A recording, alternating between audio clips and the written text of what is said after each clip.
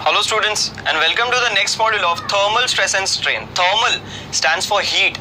That means we are going to consider stresses and strains and their effect due to heat. Let us go ahead. First of all, consider a metallic rod of length L0 at 0 degrees Celsius. L0 students is the original length. So let us go ahead. Now what happens? Increase in temperature is delta theta. That means I am going to heat this rod. Why we are going to heat this rod? Because we are studying thermal stresses and strains, students.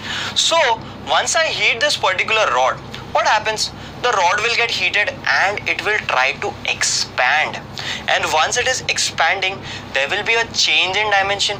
And if there is a change in dimension, there will be strain. Yes, strain is nothing but change in dimension with respect to original dimension. So students, final length, that is nothing but capital L, has been found out as L0 into 1 plus alpha delta theta. Delta theta, fine.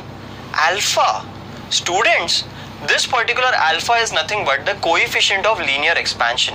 Now let us go ahead, students. Linear strain, that is nothing but change in length upon original length. So L minus L0 upon L0. Further, if we go ahead, we have two equations, 1 and 2.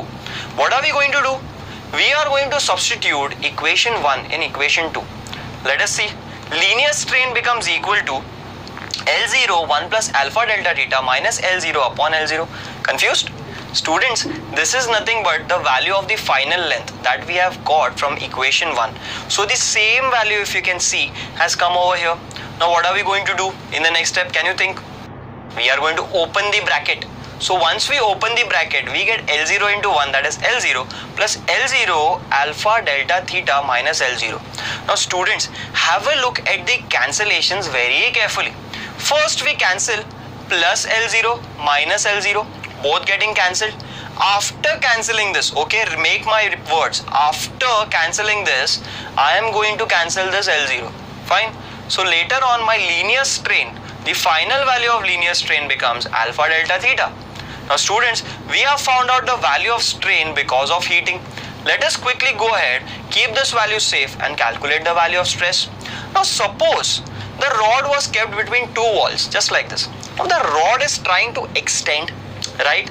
It is trying to extend and the walls are actually stopping it from extending. So there will be a force on a given area. So I would say when it expands, it exerts a force on the areas of the walls which are in contact with it. So this leads to stress. That means we are going to have the value of thermal stress as well. Now students, in general, stress is equals to Y into strain. So stress becomes equals to Y into alpha delta theta. From where did we get alpha delta theta? Students, we have just found out that in case of heating, the value of strain is nothing but alpha delta theta. If I'm finding the force exerted by rod due to heating, I'll get force is equal to thermal stress into area. See, stress is force upon area. So if I'm keeping force on one side, I get thermal stress into area. Now further, if I'm going ahead, this particular value of thermal stress, I'm going to substitute over here.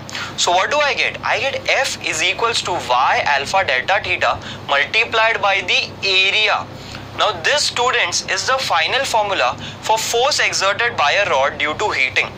There are three formulas on the screen, students, now. Linear strain, alpha delta theta, stress, Y into alpha delta theta, and force exerted by a rod due to heating. These three are going to be very useful in solving numericals on thermal expansion and at the same time solving MCQs. So make a note of these three formulas in your book. Thank you, students, and I will see you for the next module.